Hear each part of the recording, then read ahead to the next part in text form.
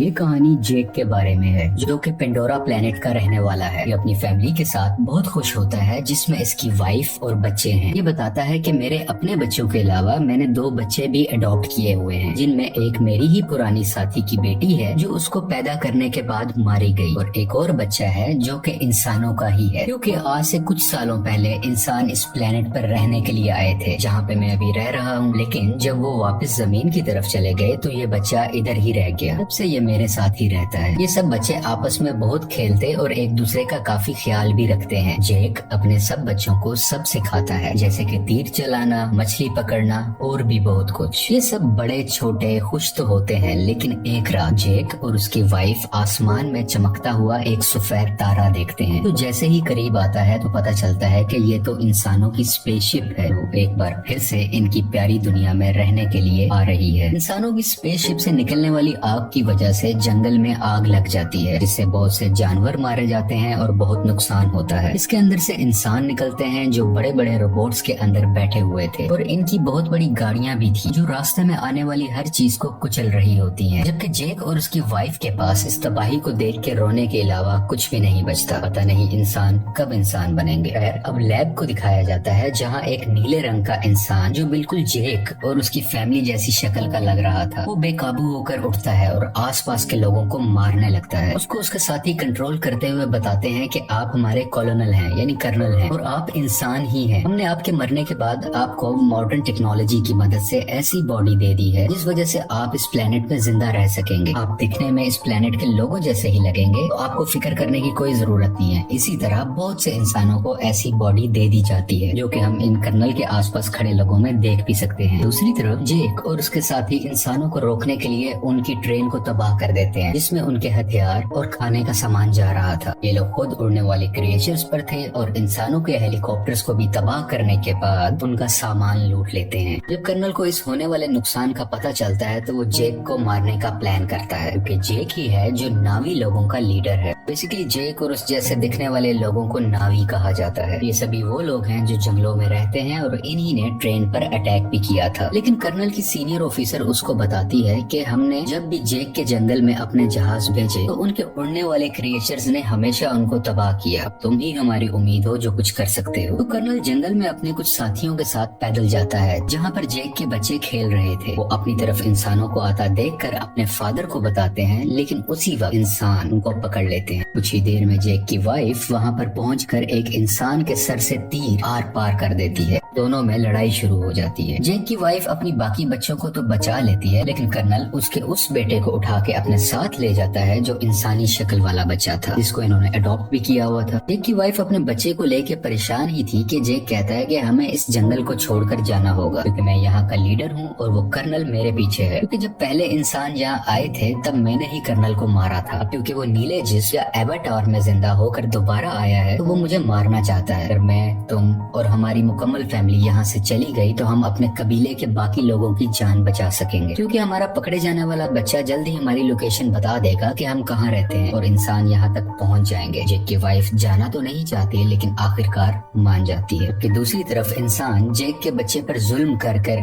उसके घर का पता पूछ रहे होते हैं, लेकिन वो हिम्मत करता है और कुछ भी नहीं बोलता। तभी कर्नल आकर उनको रोकते हैं और कहते हैं कि ये इंसान है तो इसे हम इंसानों की तरह बात करेंगे। ये उसकी तरफ दोस्ती का हाथ बढ़ाकर बताता है कि मैं तुम्हारा असली फादर हूँ, और आखिरी बार जब मैं दुनिया में आया था तो मैं जानबूझकर तुम्हें यहाँ छोड़ के गया था, क्योंकि मैं साथ तुम्हें लेकर नहीं जाना चाहता था। लेकिन अब मुझे एहसास है और मैं तुम्हें अपने साथ वापस लेकर जाऊंगा। जिस पर वो मासूम बच्चा मान जाता है कि ठीक है, मैं आपको जगह दिखा दूंगा। जबकि दूसरी तरफ जेक और उसकी फैमिली अपने कबीले को छोड़कर अपने उड़ने वाले क्रिएचर्स पर बैठ के यहाँ से बहुत दूर चले जाते हैं, कि कम से कम कहीं रहने को नया ठिकाना मिले और वो वहाँ पे रह सके।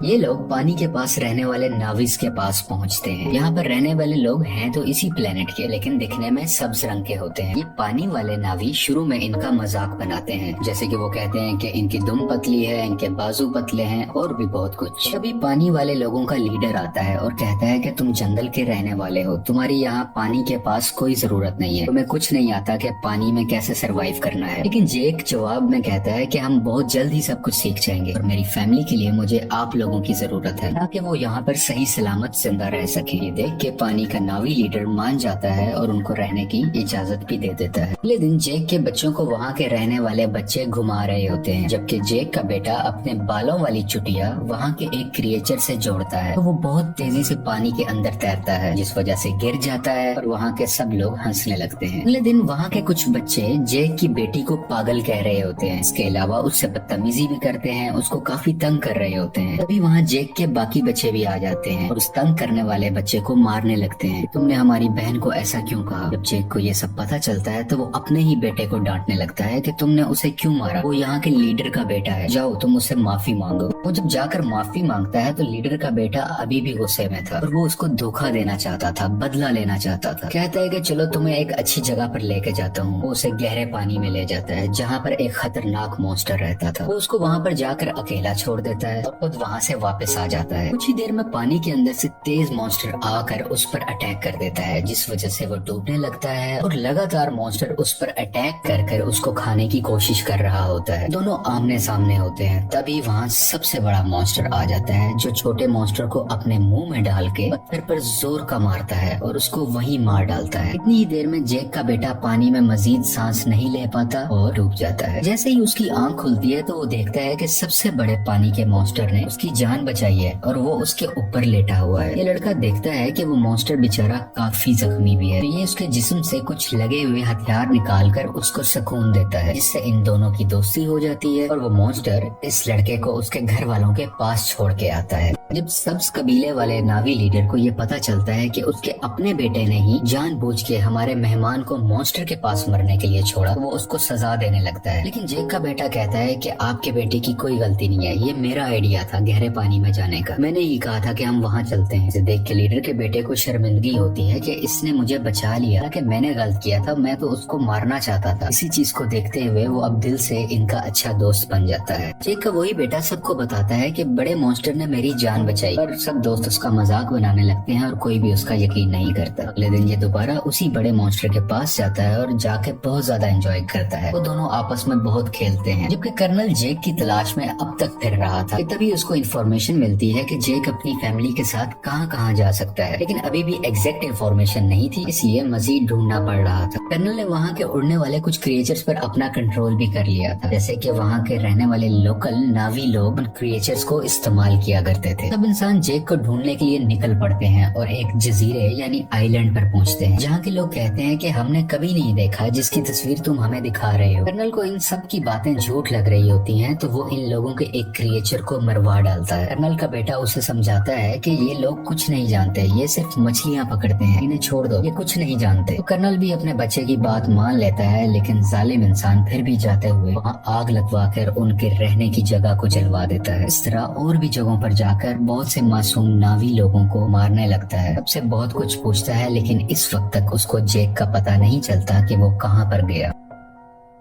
इसी तरह ये सब इंसान पानी वाले एक क्रिएचर को देखते हैं, उस पर भी लोहे की बनी हुई चेन और कुछ छोटे मिसाइल से अटैक करते हैं। इसके अलावा एक ऐसी अल्ट्रासोनिक गन से भी अटैक करते हैं जिससे वो मॉन्स्टर इंसानों पर हमला ही नहीं कर पाता, तो इंसान इसको बड़े आराम से पकड़ सके। वो बेचारा मॉन्स्टर अपने छोटे बच्चे के साथ तैर रहा होता है, जिसने इंसानों का कभी कुछ नहीं बिगाड़ा था, लेकिन वो दर्द से तड़प रहा था, चीख रहा था और आखिरकार वहीं पर मारा जाता है। उसका छोटा सा बच्चा इर्द गिर्द घूम कर उसको आवाजें दे रहा होता है और इंसान बहुत ही बेशर्मी के साथ खुशी में तालियां बजा रहे थे कि वो अपने मिशन में कामयाब हो गए। ये सब देखकर कर्नल का बेटा काफी तकलीफ में होता है, क्योंकि उसको इन सब जानवरों की फिक्र थी और वो इस होने वाले जुल्म को बिल्कुल बर्दाश्त नहीं कर रहा होता। इंसान उस क्रिएचर को पकड़कर अपने साथ ले जाते हैं, उसके मुंह के अंदर जाकर ड्रिल मशीन से उसके मुंह के ऊपर वाले हिस्से में सुराख करते हैं, जिसके अंदर से एक पीले रंग का लिक्विड निकलता है, जो कि एक ऐसा पानी है कि जो भी पिएगा उसकी उम्र बहुत कम स्पीड से बढ़ेगी, यानी उसको जिंदा रहने के लिए बहुत से साल मिल जाएंगे और वो जल्दी नहीं मरा करेगा। और इस लिक्विड की कीमत भी करोड़ों डॉलर्स में है, इसको ये मार्केट में बेच के बहुत पैसा कमाने वाले हैं। अगले दिन मरने वाले मॉन्स्टर क्रिएचर को सब्ज नावी लोग देख लेते हैं। इसके बाद जेक को बुरा भला कहने लगते हैं कि तुम्हारी वजह से इंसान इधर तक पहुंच गए और अब वो हमारे क्रिएचर्स को मार रहे हैं और बहुत जल्द हमें भी, इसलिए जो भी हुआ सो हुआ। ग्रीन नावी लीडर कहता है कि हम इंसानों से मुकाबला करेंगे। इसकी कुछ देर बाद जेक का बेटा सबसे सबसे बड़े मॉन्स्टर से एक बार फिर मिलने जाता है और देखता है कि उसके ऊपर एक एंकर जैसी डिवाइस लगी हुई है, जिसकी वजह से उस मॉन्स्टर को उस डिवाइस ने वहीं रोका हुआ था और वो वहाँ से हिल ही नहीं पा रहा था, क्योंकि इंसान उस लिक्विड को हासिल करने के लिए और भी मॉन्स्टर्स को मारने का इरादा रखते हैं। और इस बार बारी है जैक के बेटे के बड़े मॉन्स्टर की,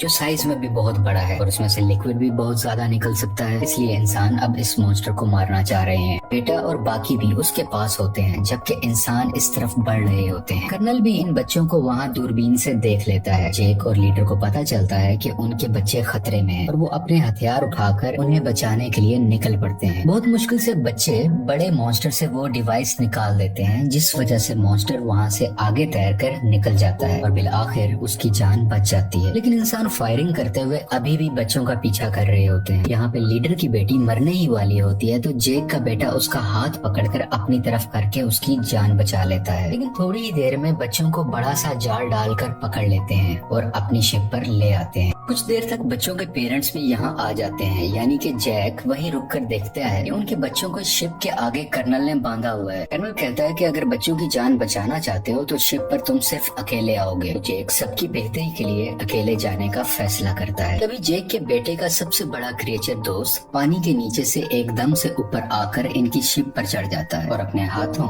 और दुम से वहाँ खड़े इंसानों को मारने लगता है और हर चीज तबाह कर रहा होता है। ये देख के जैक और लीडर के लोगों को भी मौका मिल जाता है कि वो इंसानों पर हमला कर दें और वो सब लोग शिप की तरफ बढ़ने लगते हैं। इंसानों और इन सब नावी लोगों के दरमियान काफी लड़ाई हो रही होती है। बहुत से इंसान भी मारे जाते हैं और कुछ नावी लोग भी। और वो पानी वाला क्रिएचर इंसानों की एक छोटी शिप के ऊपर से छलांग लगाकर उसको लोहे की रस्सी से इनको दबाकर मार देता है। जैक भी इंसानों का मुकाबला करते हुए बच्चों के पास आके उनको वहाँ से छुड़वा लेता है। कुछ बच्चे अपने अडॉप्टेड इंसानी भाई को भी ढूंढ लेते हैं और वहाँ से भागकर अपनी जान बचाते हैं। लेकिन उसी दौरान जैक का एक बेटा मारा जाता है और उसकी माँ यह सब देखकर अपने दिल पर काबू नहीं रख पाती और चिल्ला चिल्ला कर रोने लगती है।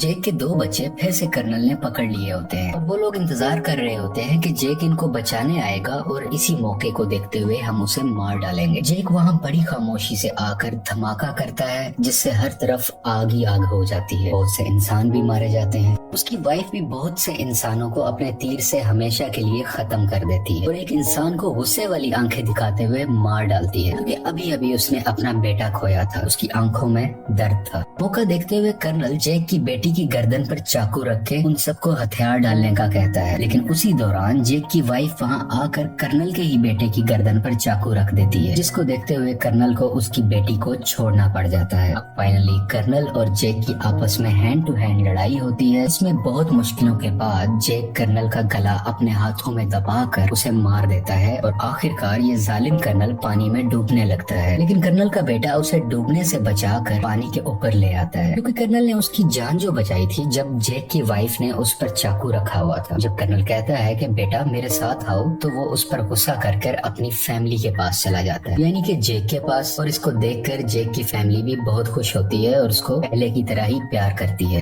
फिर में जैक अपने मरने वाले बेटे को पानी के अंदर दफना देता है और उस वक्त उसको सब पुराना याद आ रहा था कि मेरा बेटा जो आज मरा है उसको मैंने कैसे अपने हाथों में उठाया था जब वो पैदा हुआ था, और आज अपने ही हाथों से दफन भी कर रहा हूँ। और इस फिल्म की कहानी यहीं पर खत्म हो जाती है।